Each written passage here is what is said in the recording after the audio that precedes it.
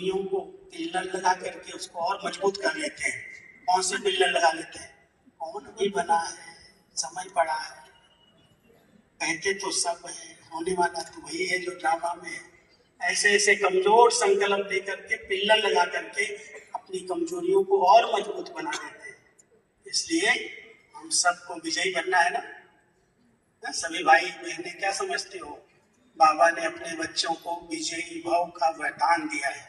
रोज अमृत वेले बाबा अपने बच्चों के मस्तक पर कौन सा तिलक लगाता है? विजयी भाव। विजय आपका जन्म सिद्ध अधिकार है। कितना भी विकराल रूप हो, कितना भी कड़े से कड़ा पेपर हो, क्योंकि पेपर तो आएंगे। पढ़ाई है तो पेपर है, पढ़ाई नहीं हो तो पेपर नहीं होगा। हम अगर पढ़ रहे हैं तो पेपर से डरना नहीं। कभी शरीर का आएगा, कभी संस्कारों का आएगा, कभी संगठन का आएगा, कभी माया के भिन्न भिन्न रूपों का आएगा, कभी आर्थिक आएगा, कभी सामाजिक आएगा, कभी प्राकृतिक आएगा, कभी पारिवारिक। बाबा ने कहा मुझे साथी बनाओ, मैं 1000 भुजाओं वाला तुम्हारे साथ हूँ। विजय तुम्हारा जन्म सिद्ध अधिकार है। इसलिए कभी भी निराश उदास हताश नहीं होना। उदासी आई, निराशा आई, माया ने थप्पड़ लगा दिया।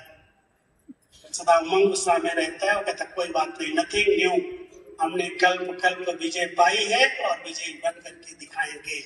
ये है हमारा निश्चय। तो इस निश्चय का रोज तिलक लगाना ऐसे मस्तक पर। बाबा कई बार कहता ना 3 बिंदियों का तिलक लगा लो, एक आत्मा बिंदी, एक बाबा बिंदी और एक ड्रामा में जो कुछ सीन बीत गई वो बिंदी। ये बिंदियों का तिलक लगाते लगाते ये तिलक लगाओ, मैं कल्प कल्प की विजयी आत्मा हूँ। विजय मेरा जन्म सिद्ध अधिकार है। माया कितना भी बड़े रूप में आ जाए, असुरासुर क्या कहते थे, इतना बड़ा मुंह खोल करके आ जाए तो भी कभी कोई बात हो ना, बड़े रूप को छोटा बना करके निकल जाओ। छोटी छोटी बातों को सोच सोच के कहीं बहुत बड़ा बना देते, वही पहाड़ बन जाता। महारथी महावीर को है जो बड़े से बड़ी बात आए कुछ नहीं है, पार हो जाएगी। दादियों ने ऐसे यज्ञ को आगे बढ़ाया। कोई भी बात को ये नहीं कहा बहुत बड़ी बात आगे आई है, ठीक हो जाएगी, बाबा बैठा है, बाबा बैठा है, बस यही एक निश्चय में यहाँ से यहाँ तक, कहाँ से कहाँ तक यज्ञ को पहुंचाया है। हम कहाँ पहुंच गए? अभी तो बस बाबा कहता ना सड़ पंथ पर पहुंच गए, एकदम इधर से उधर पांव रखो नई दुनिया आ जाएगी। ऐसे समय पर हम पहुंचे हैं। इसलिए अभी अंतिम समय में ऐसे नहीं है। कई बार अंतिम समय जब आता है ना तो फिर से माया वार कर देती है। लास्ट वार बड़ा तेज लगाती है, उससे बच के रहना और विजयी बन के दिखाना। ओम शांति। कल तक नहीं कार्य करेंगे तो इतनी पेनल्टी लगेगी, ये होगा ये होगा। और दादी तो क्या लोग सा रहता था, पेनल्टी लगेगी, क्यों पेनल्टी देंगे? तो आगे क्लास में मुरली सुनाने, हम मुरली सुनाते सुनाते और दादी ने महावीर हनुमान की कहानी सुनाना शुरू कर दिया। मुरली के पहले कहती है ये कौन भूत था, बाल ब्रह्मचारी हनुमान। अरे लंका में लक्ष्मण को कोई तीर लग गया, उनको बचाने के लिए वैद्य ने कहा संजीवनी बूटी चाहिए, अगर एक रात में ही आ जाएगी तो ये लक्ष्मण जी जीवित हो जाएंगे, नहीं तो खत्म हो जाएंगे। कौन लाएगा वो बूटी? कहानी बड़े प्यार से सुना रही थी, पता नहीं क्यों सुना रही।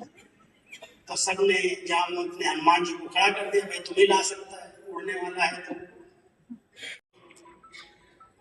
कोई भी चीज सिखानी है तो हम सबको केवल बोल करके नहीं, कह करके नहीं, लेकिन प्रैक्टिकल करने से हम करेंगे तो हमें देख सब कर लेंगे, और जो कुछ हम करेंगे वही दूसरे फॉलो करेंगे। ये बहुत अच्छा पाठ हमारी दादी के अंदर था। उमंग उत्साह इतना भरपूर था। एक बार शुरू में पांडव भवन में कोयले पर खाना बनता था, कोयला ही था, लकड़ी और कोयला, गैस और ये सिस्टम नहीं था कुछ भी। तो एक हमारे भाई जी, एक भाई थे रेलवे से रिटायर हुए थे, बुजुर्ग थे, उनका नाम था खन्ना जी। अम्बाला के थे गन्ना जी और दादा गुरमुख, दो बुजुर्ग भाई, और कोयले की ट्रेन चलाते थे। वो कोयले वाली ट्रेनें चलती थी पहले जमाने में। आज बाबा ने ये कहा, और कहा मैंने करके दिखाना है, कहा है करना है, कैसे करना उसकी प्लानिंग को, उसके लिए मीटिंग को, लेकिन ये बाबा ने कहा है। एक दिन आई बाबा के कमरे से, कहती है बाबा ने कहा है बच्ची सब जगह पर 1-1 लाख का प्रोग्राम करना है, 1-1 लाख लोगों का संगठन करना है। पहला मैं गया था, मेरे को सुना दिया, दादी हमारे प्रोग्राम में 1 लाख लोग कैसे आएंगे, ये 2003 की बात है। हमारे प्रोग्राम में 1 लाख कैसे आएंगे, हमारे यहाँ तो 5,000 आ जाए, 3,000 2,000 आ जाए सभा में, बहुत बड़ी बात है। कहती क्या है, बाबा मुझे कह रहा है, तुम सोच विचार करना चाहिए। तो मैं तो कुछ कट नहीं करता था, दादी कह रही है हाँ दादी ठीक है। तो उन्होंने अपने मीटिंग में बड़ों के बीच में भी रख दिया है बात, कभी प्रेम स्वरूप होके बैठो, कभी आनंद स्वरूप होके बैठो, कभी सुख स्वरूप होके बैठो, कभी पवित्र स्वरूप, उसी स्वरूप में उस सागर की किरणें आ रही हैं, उस परमात्मा की किरणें ले रहे हैं, वही जा रही हैं। तो 7 दिन तो ऐसे निकल जाएगा। अगर कोई वैरायटी और नवीनता करेगा तो उसका उल्लास, उसका उमंग उत्साह सदा बढ़ा रहेगा, कायम रहेगा। और हमारी दादी जी थी ना, जानकी दादी और दादी प्रकाश मणि, दोनों को मैंने देखा, उनके अंदर वो नवीनता, वो उमंग उत्साह रहता था, जो कुछ न कुछ नया करना है, कुछ न कुछ नया करना है। रोज सवेरे अगर मैं मुरली के बाद दादी जी के पास न गया, कहाँ गया, इधर गया, आज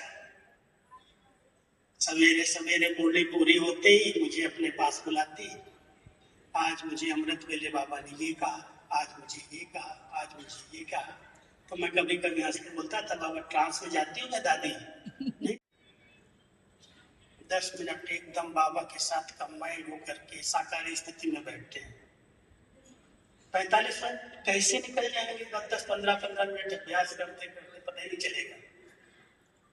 ऐसे नहीं सोचेंगे कब सफेद लाइट होगी, कब तक योग चलेगा, कहीं आते ना ऐसे बैठ के देखते रहते हैं। ये क्या चलता है, नवीनता नहीं है, वैरायटी नहीं है, उमंग उत्साह नहीं है। और जैसे एक नाम बाबा देता है, लकीर के फकीर, लकीर पकड़ लिया उसी पर चल रही है बस। कुछ अपना चिंतन, अपनी अच्छी बाबा की बातें हैं, और कुछ नया थोड़ी चिंतन करना, मनमत वाला थोड़ी करना, श्रीमत में मनमत नहीं मिक्स करना। लेकिन बाबा ने जो इतनी नवीनता से हम सबको ज्ञान दिया है, समझाया है, वैरायटी बताई है। अभी आत्मा के 7 गुण हैं, तो जग बदलेगा, स्व परिवर्तन से विश्व परिवर्तन होगा। लेकिन एक एक बच्चे को पूरे वृक्ष की जड़ों में बिठाया है, और सबको एक बहुत ऊंचा टाइटल दिया है कि आप सब बच्चे इस पूरे वृक्ष की तने में बैठी हुई पूर्वज आत्माएं हो।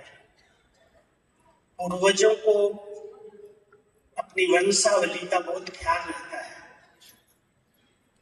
पूरा वृक्ष आपकी वंशावली है, चाहे वो किसी भी धर्म में, किसी भी शाखा में चला गया, इतने मठ पंथ बन गए, इतनी टालियां निकल गई, लेकिन सबको शक्ति और सकाश मिलती कहां से है?